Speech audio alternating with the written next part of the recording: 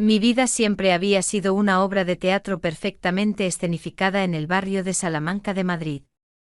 Un apartamento señorial, techos altos, la luz dorada de la tarde filtrándose a través de cortinas de terciopelo pesado. Y yo, Isabella, con mis 25 años, cumpliendo meticulosamente el papel de la hija ideal. Mi reciente ruptura con Javier, mi prometido, había sido el único borrón. No fue un acto de rebelión, fue un reconocimiento melancólico. Simplemente el fuego que todos esperaban que sintiera, nunca encendió. Simplemente no hay chispa, mamá.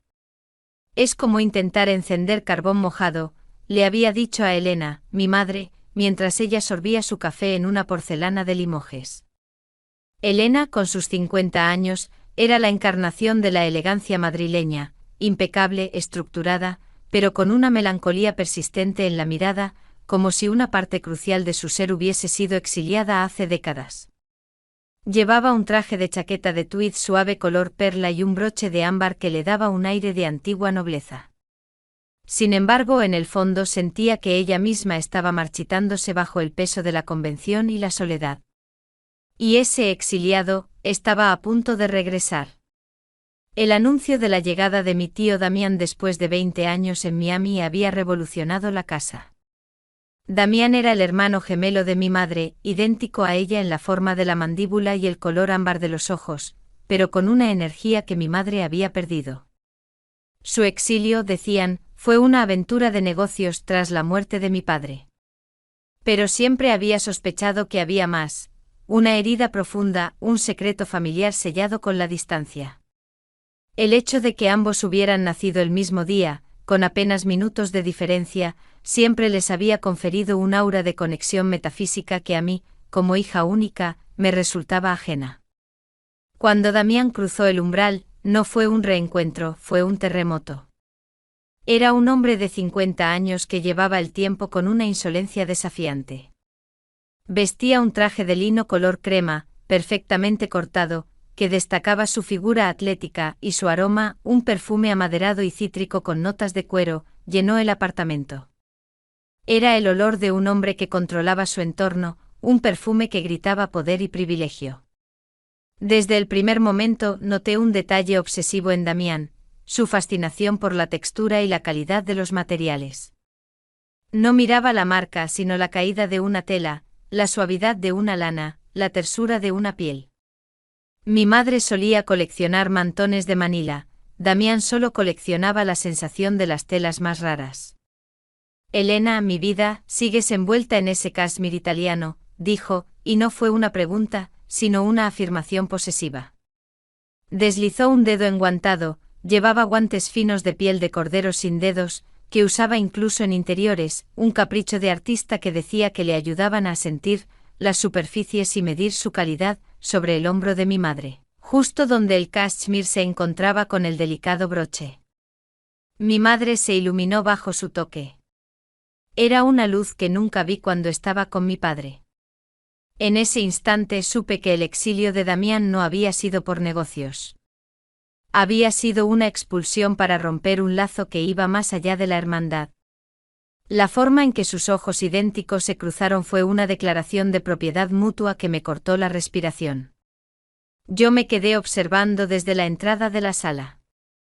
Llevaba un vestido sencillo de punto en color terracota, ajustado pero elegante con unas botas de ante hasta la rodilla. Me sentía cómoda, pero al verme reflejada en el ojo crítico de Damián, me sentí de repente desaliñada, como una pintura sin enmarcar. ¿Y tú, Isabella? Tan preciosa, tan castellana, dijo acercándose a mí con esa cadencia pausada y deliberada. Su voz era grave con ese acento entre el español de España y el toque caribeño de Miami. Se detuvo ante mí, y el olor a cuero y cítricos me envolvió.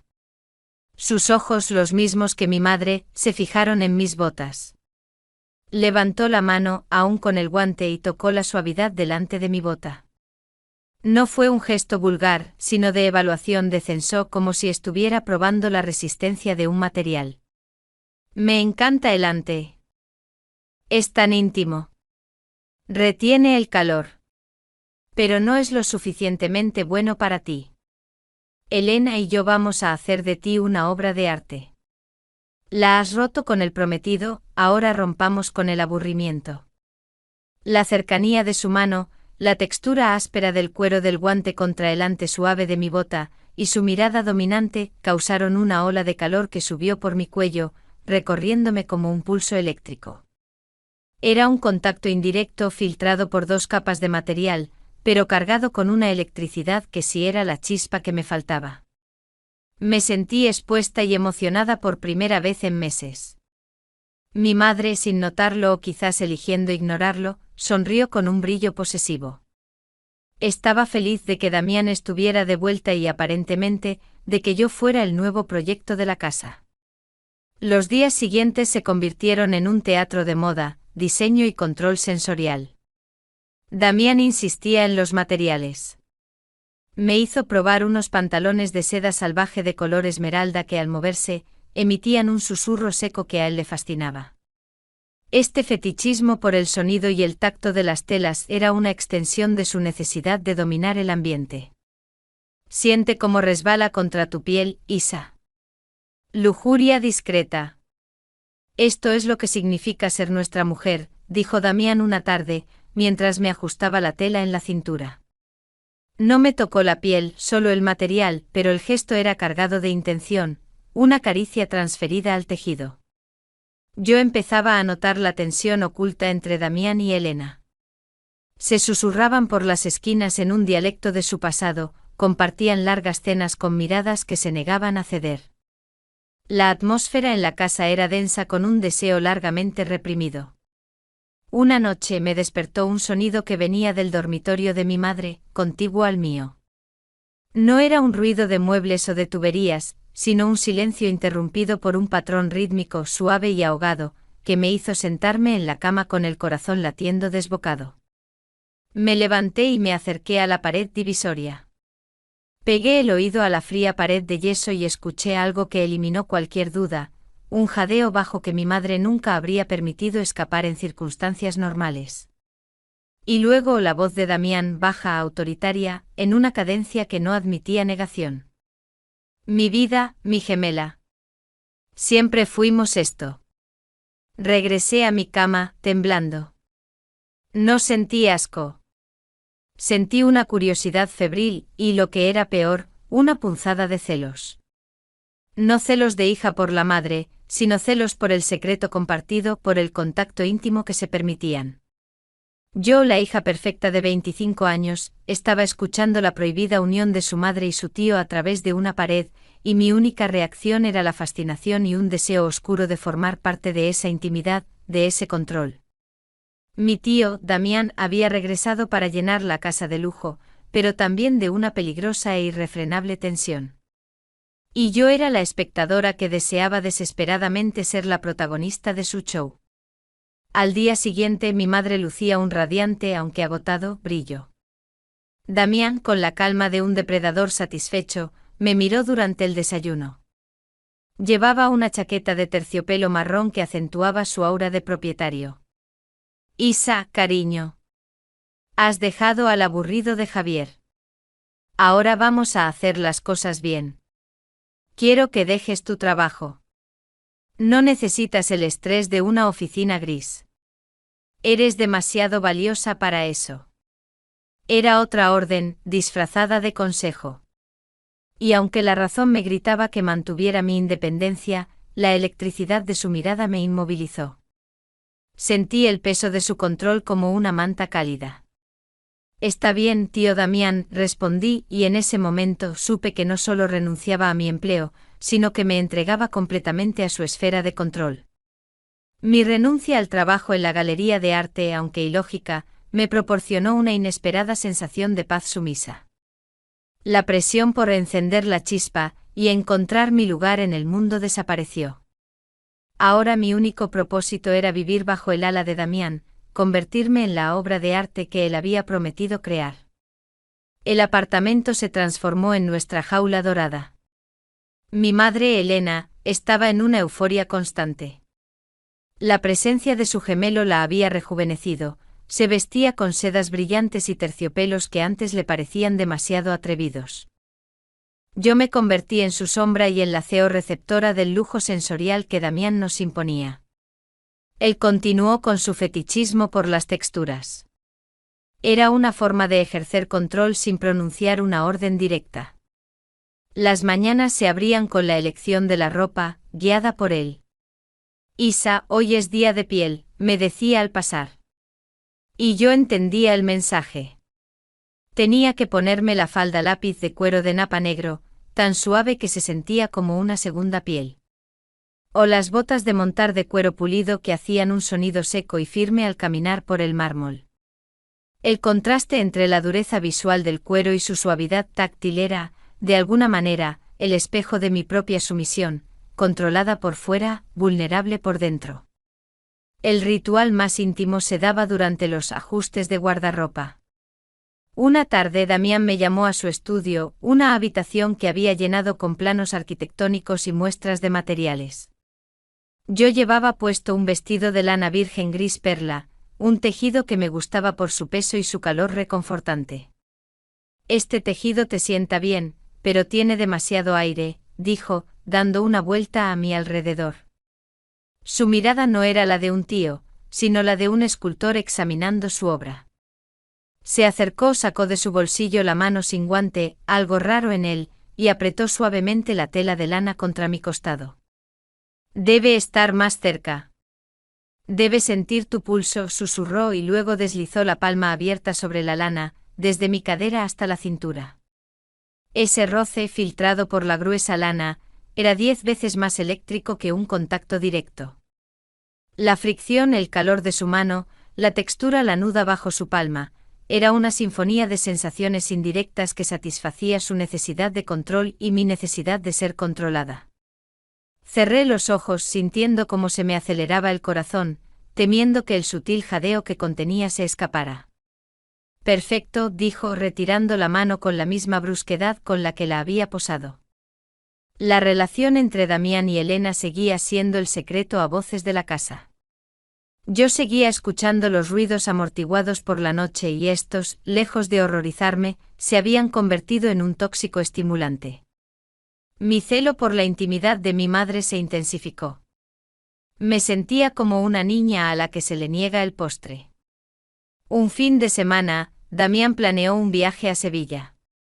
Era su manera de recompensar la lealtad y de aislarnos aún más del mundo. Nos hospedamos en una suite palaciega cerca del Alcázar.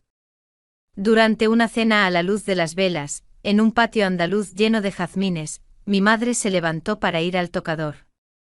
Llevaba un vestido largo de terciopelo color esmeralda, que se ajustaba a su figura. Damián, tan pronto como Elena se fue, se inclinó hacia mí. Yo llevaba un vestido de punto liso y elegante, pero con la espalda parcialmente descubierta, siguiendo su directriz de elegancia sensual. Mírame, Isa, ordenó. Obedecí. Sus ojos eran idénticos a los de mi madre, pero la posesividad que emanaban era únicamente suya. Sé lo que sientes. Veo cómo nos miras a mí y a Elena. La envidia es un motor poderoso. Pero te prometo que pronto entenderás que hay formas de compartir la intimidad sin compartir la culpa. Sus palabras eran ambiguas, aterradoras y magnéticas. Levantó la mano, esta vez sin guante, y la deslizó sobre mi hombro, donde terminaba el tejido, acariciando la piel suave de mi espalda. No fue una caricia sexual, sino una marca de propiedad, un gesto para reclamar la atención que yo había deseado con tanto fervor. Tú eres la joya nueva, Isabella. Ella es la antigüedad valiosa. Pero ambos tesoros necesitan el mismo cuidado y control.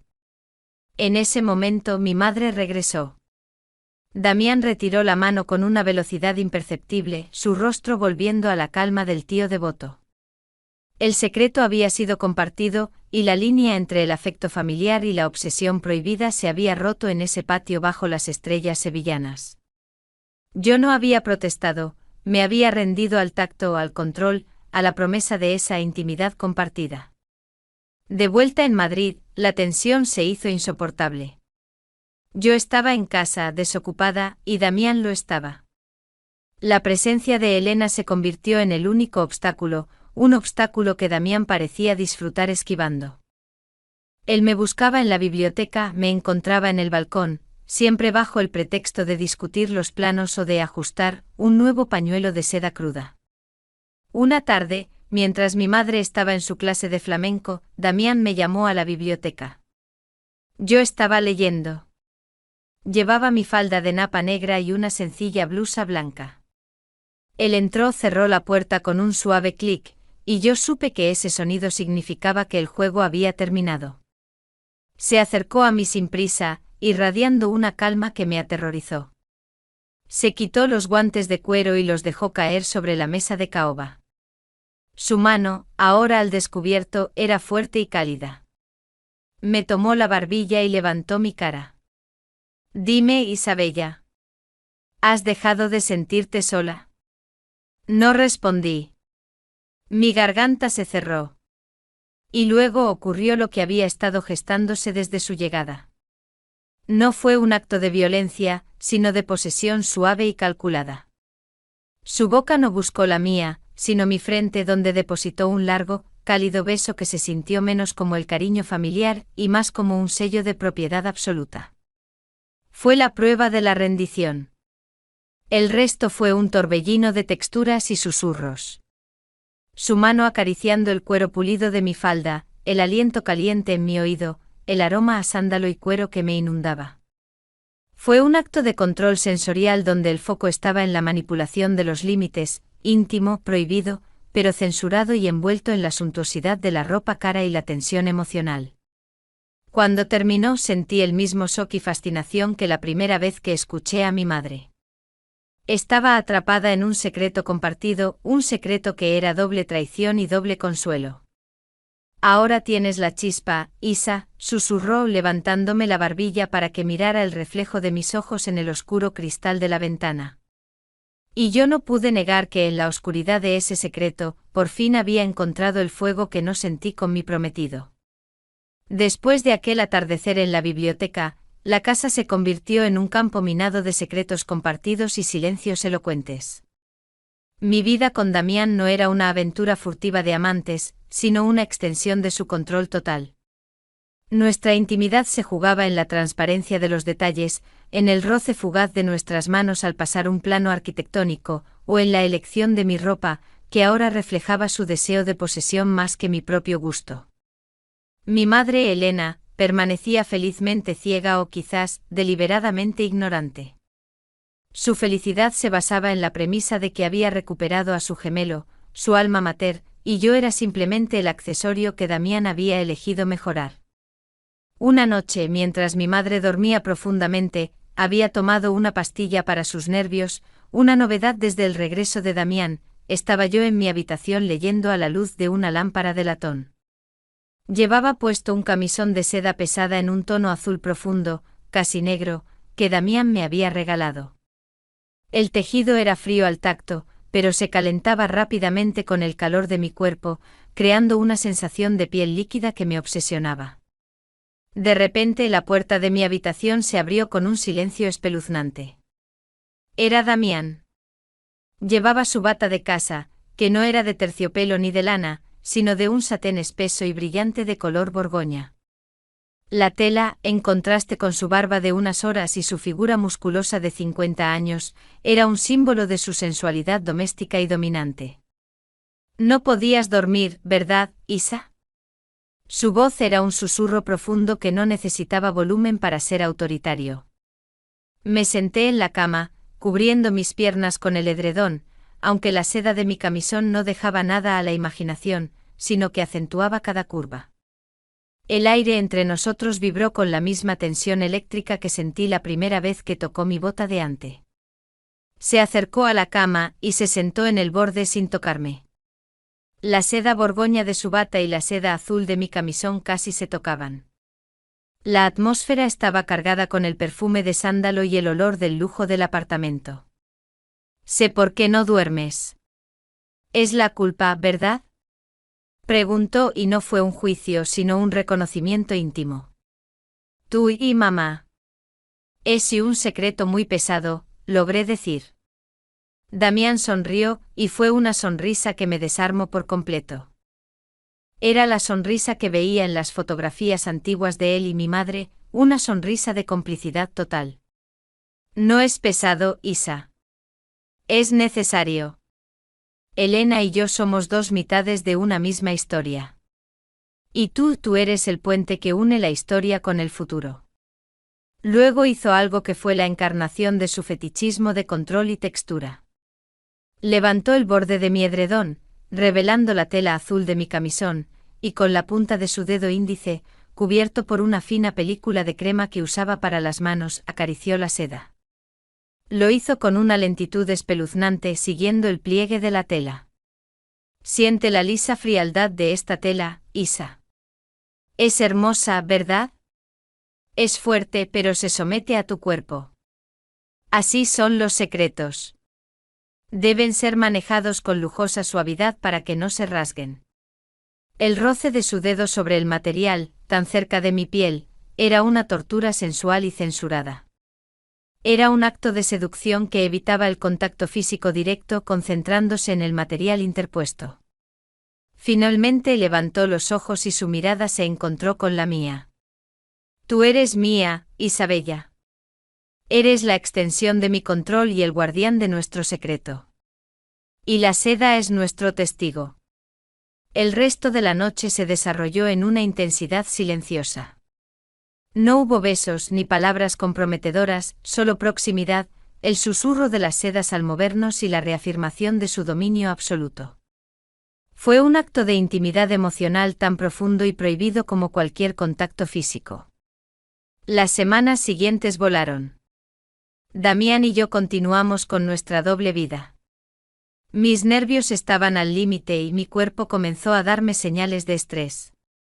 En un viaje rápido que hicimos a la costa, a Málaga, para supuestamente visitar a unos amigos suyos que nunca aparecieron, sentí un mareo repentino en un restaurante de tapas. De vuelta en Madrid, los síntomas persistieron. Mi amor por los vinos tintos de la Ribera del Duero se convirtió en una repulsión total. Sentía una fatiga aplastante y mi apetito era errático. El miedo frío y paralizante se instaló en mi vientre. No podía ir a mi médico de cabecera en el barrio de Salamanca. Eso sería encender una alarma social en Madrid. Así que con la excusa de un viaje de compras, tomé un tren de alta velocidad y me fui sola a Barcelona. En una clínica privada cerca del Paseo de Gracia, donde nadie me conocía, realicé las pruebas. El resultado, escrito en un papel con el membrete catalán, era un golpe silencioso y definitivo. Yo, Isabella, la hija de Elena y la sobrina / diagonal amante de Damián, de 25 años, estaba embarazada. El pánico se convirtió en una cólera helada. El control de Damián se había extendido más allá de mi guardarropa y mi carrera, ahora controlaba mi futuro biológico. Al regresar a Madrid, esperé a que mi madre estuviera en la terraza regando sus orquídeas. Le entregué la carpeta de la clínica a Damián sin decir una palabra. Damián, el hombre que nunca perdía el control, el titán de 50 años que dominaba cada textura y cada emoción, se quedó pálido. La carpeta se resbaló de sus dedos, cayendo sobre la alfombra de lana persa. Fue la primera vez que vi su máscara de dominación resquebrajarse. Isa. ¿Cómo? Murmuró su voz apenas un jadeo. ¿Cómo, Damián? Tú me dijiste que era la inversión nueva. ¿No es este el fruto de la inversión? Justo entonces mi madre Elena entró desde la terraza sonriente. ¿Qué ocurre, mis vidas? ¿Por qué tanto silencio? ¿Qué es eso, Damián? Damián, con un movimiento lento y torpe, recogió la carpeta y se la tendió a su gemela. Elena leyó el papel. Su rostro pasó de la calma soleada a la incredulidad gélida, y luego a una furia histórica. Su boca, que siempre pronunciaba palabras medidas y elegantes, se abrió en un grito gutural que resonó en el apartamento señorial. Es mi hija. Es tu sobrina. Eres un monstruo. Esto es la peor traición. No solo a mí, a nosotras dos. El apartamento, el escenario perfecto de su vida de lujo y secretos, se hizo añicos con los gritos de mi madre. Damián no se defendió. Se quedó allí de pie con los hombros caídos, mirando al suelo. El aroma de su perfume, tan dominante antes, ahora parecía el olor amargo de la derrota. «Vete. Vete de esta casa». Elena gritó, señalando la puerta con una mano temblorosa. Damián, con una resignación aterradora, se dirigió a su habitación, recogió una maleta y salió del apartamento sin despedirse, sin mirarme. Su partida fue tan silenciosa y abrupta como su llegada había sido ruidosa. Mi madre se derrumbó en el sofá de terciopelo. Su elegancia se desvaneció. Se giró hacia mí, y vi en sus ojos un dolor tan profundo que no había espacio para la rabia. «Nos ha destrozado, Isabella. A las dos. Y ahora tenemos un secreto que va a crecer y no cabrá en esta ciudad». La casa de Madrid, que hasta hace unas horas vibraba con el tenso perfume del sándalo, el cuero y los celos, se hundió en una paz helada. El grito de Elena se había evaporado, dejando atrás solo el eco de la porcelana que ella había destrozado en su rabia silenciosa. Damián se había ido tan rápido como pudo, llevándose consigo la chaqueta de terciopelo y la alfombra de control que había extendido sobre nuestras vidas. Nosotras éramos dos estatuas de sal. Yo, Isabella, con 25 años y con un secreto creciendo en mi vientre; ella, mi madre, con 50 años, rota por una doble traición que superaba cualquier tragedia griega. «¿Por qué?», murmuró Elena, sin mirarme.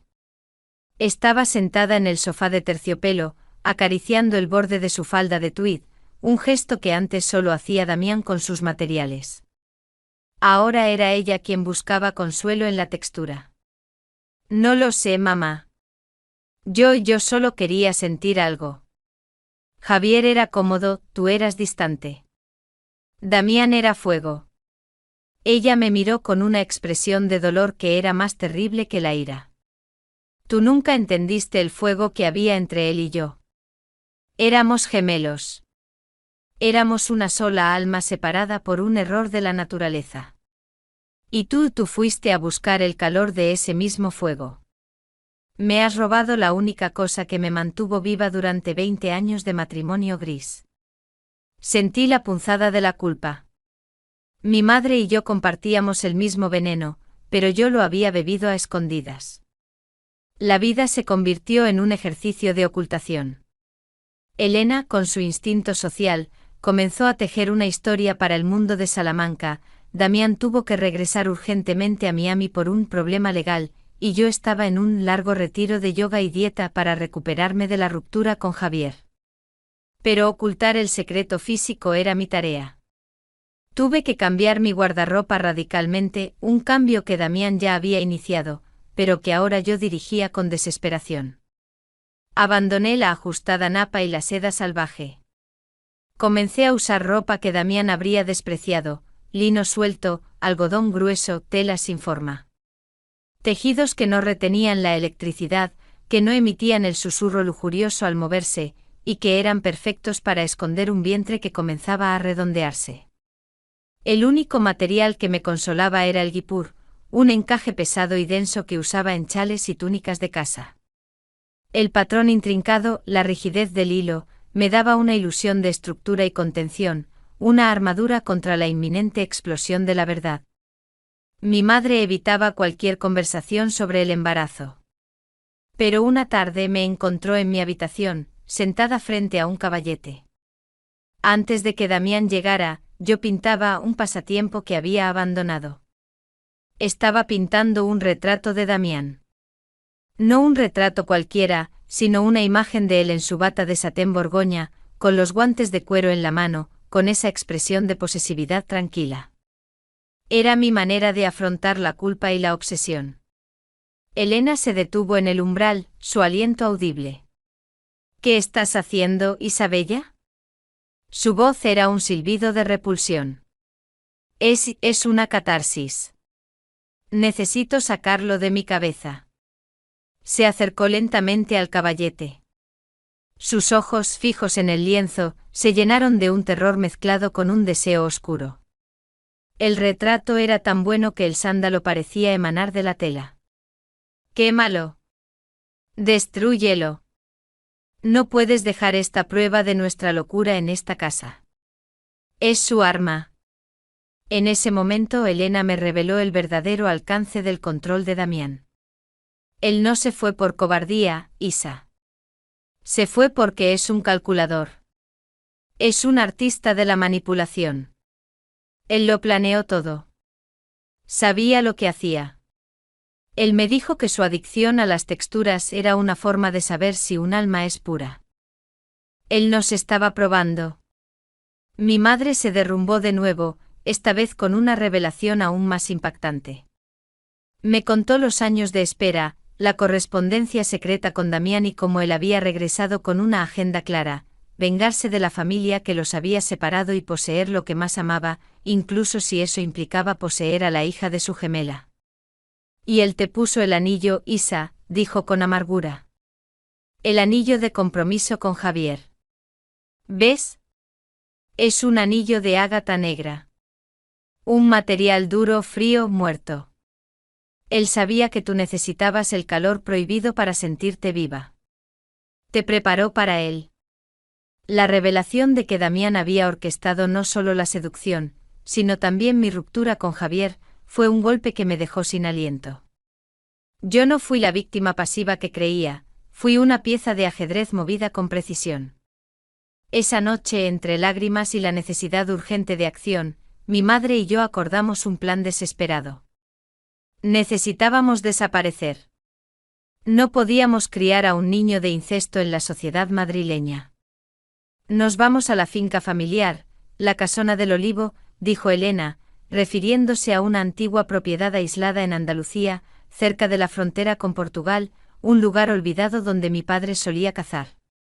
Nadie nos encontrará allí. Nadie sabrá quién eres o quién es el padre. Mientras mi madre hacía llamadas frenéticas a un abogado de confianza para mover fondos sin despertar sospechas, yo me fui a la biblioteca. Tomé el retrato de Damián. No lo quemé. En lugar de eso, lo cubrí completamente con la cera de una vela negra. El lienzo se convirtió en una masa oscura y brillante, conservando la imagen prohibida debajo de una capa de luto y secreto. Luego lo envolví cuidadosamente en una pieza de seda azul, la misma de mi camisón. Te llevamos con nosotros, Damián, susurré al bulto cubierto de cera. No por amor, sino como talismán de mi culpa. A la mañana siguiente salimos de Madrid antes del amanecer. Dejamos el apartamento de Salamanca, el teatro de terciopelo y seda, y nos dirigimos al sur. Mi madre vestida de riguroso luto por su hermano en el extranjero, y yo envuelta en telas sueltas, llevando en mi vientre el fruto de la locura y el control de un hombre que nos había transformado en sus juguetes. El viaje fue silencioso, solo interrumpido por el rugido del motor. Sabía que huiríamos al aislamiento andaluz, pero también que no podíamos escapar de la oscura obsesión que habíamos traído con nosotros. El viaje a Andalucía fue una penitencia silenciosa. Dejamos atrás el frío orden de Madrid por el calor seco y el desorden orgánico de la finca familiar, la Casona del Olivo, cerca de Huelva. Era una propiedad antigua, rodeada de olivares que se extendían hasta el horizonte y de altos eucaliptos que susurraban con el viento. La casona era de piedra gruesa, fresca por dentro, pero con un aire de abandono y melancolía. Para Elena, el cambio fue catastrófico. Mi madre estaba acostumbrada a la porcelana fina y a la luz de los escaparates, la rudeza de la vida rural la desdibujaba. Pasaba los días en su habitación, usando ropa de lino suelta que acentuaba su palidez y el dolor en sus ojos, aferrándose a su último lujo, un chal de lana de alpaca blanca, la única textura que Damián no había contaminado para ella. Yo, en cambio, encontré una liberación perversa en el aislamiento. Mi cuerpo ya no cabía en las pretensiones de la moda madrileña. Mi vientre crecía con una velocidad alarmante. Me vestía con batas de algodón rústico y sandalias planas. El único recuerdo de mi vida anterior era el bulto envuelto en seda azul y cera negra que guardaba en el fondo de un baúl. Ese bulto era mi ídolo de la culpa, mi conexión tóxica con Damián. El aislamiento se convirtió en un duelo compartido. No hablábamos del bebé, solo de las tareas de la casa. Pero una noche, mientras cenábamos en el patio bajo un cielo estrellado y opresivo, el silencio se rompió. Tenemos que darle un nombre, dije, sintiendo la necesidad de reconocer la vida que llevaba dentro. Elena levantó la mirada de su plato. No. No le daremos un nombre hasta que nazca. Y será un nombre normal. Algo que no recuerde a ninguno de los dos. Nadie debe saber la verdad, Isabella. Es tu hijo y es mi castigo. La crudeza de sus palabras era un veneno. El bebé, el fruto de la pasión prohibida de su gemelo y su hija, era ahora la encarnación de su penitencia. El tiempo se arrastraba. Mi obsesión por el tacto y los materiales no desapareció, sino que se enfocó en el desarrollo del bebé. Me pasaba horas sintiendo cómo el bebé se movía dentro de mí, cómo su crecimiento tensaba la piel de mi vientre. Era una nueva forma de fetichismo sensorial, la textura de la vida misma, palpable bajo mi ropa de algodón. Una tarde, mientras estaba en la biblioteca polvorienta de la casona, busqué viejos álbumes familiares. Encontré una foto en sepia de Damián y Elena cuando tenían unos 25 años. Eran idénticos, ambos con esa misma mirada de intensa posesividad. Estaban en un barco en la costa de Cádiz. Damián llevaba una camiseta de lino, Elena, un vestido de algodón. Detrás de la foto, en la caligrafía nerviosa de mi madre, había una frase en latín: Semper in altero mihi est, siempre hay un otro para mí. El verdadero alcance de su conexión se reveló entonces: no solo eran gemelos, no solo amantes prohibidos, se veían el uno al otro como una única entidad destinada. Y entonces me di cuenta. Yo no era el puente, yo era la extensión genética de esa entidad. Damián me poseyó para garantizar la supervivencia de su linaje dual, más allá de las convenciones. El bebé no era solo un hijo, sino el sucesor de su unión incestuosa. Esa noche el miedo se transformó en una determinación fría. No podía permitir que Damián ganara, que su plan de control final se materializara. El parto llegó en plena noche, bajo la opresiva canícula andaluza. Fue un evento doloroso y solitario, asistido por una comadrona del pueblo vecino y por mi madre, que a pesar de su dolor, actuó con la eficiencia fría de una mujer de alta sociedad en crisis. Nació un niño. Un bebé sano, fuerte, con cabello oscuro. Y luego, al mirarlo, sentí el golpe final. Los ojos del recién nacido no eran ni los míos, ni los de mi madre, ni los de mi padre biológico. Eran de un color ámbar intenso, el mismo tono exacto que los ojos de Elena y Damián. El sello genético de la hermandad gemela era innegable, grabado en la cara de mi hijo. Mi madre, al ver al niño, se derrumbó. «Es él», susurró con un horror mudo. «No, mamá». «Es nuestro», respondí, sintiendo por primera vez una furia posesiva que me recordó a Damián.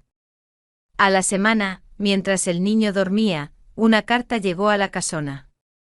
Era un sobre de papel grueso y caro, sin remitente, con un sello de Miami. Adentro no había palabras, solo una fotografía. Una imagen polaroid de Damián en un traje de lino blanco, de pie en un puerto deportivo. En su mano, en lugar de los guantes de cuero, sostenía algo más, algo que reconocí de inmediato. Era un pequeño chal de seda azul, idéntico al material que envolvía mi cuadro prohibido. Y en la esquina inferior de la foto, en su caligrafía elegante y autoritaria, había una sola palabra escrita: ganamos. El mensaje era claro: no solo sabía dónde estábamos, sino que había estado vigilando, esperando el resultado de su inversión. Había enviado la seda como una firma de propiedad y una burla táctil para recordarme su control. Mi madre leyó la nota, su rostro se petrificó. «No podemos quedarnos. Él vendrá. Vendrá por el gemelo de su gemelo. Pero yo sentí una oleada de resistencia ardiente. Mi sumisión había terminado. No, mamá. Hemos huido suficiente. Este niño es mío, no es una extensión de su linaje. Él nos ha convertido en sus piezas de ajedrez. Es hora de que las piezas jueguen al jaque mate. Tomé a mi hijo en brazos, mirando sus ojos ámbar, la viva imagen de mi castigo y mi salvación. Sabía que la próxima parte de mi vida no sería en la huida, sino en la guerra silenciosa contra el hombre que me había seducido, traicionado y poseído. El juego de la posesión y la textura estaba a punto de volverse mucho más peligroso.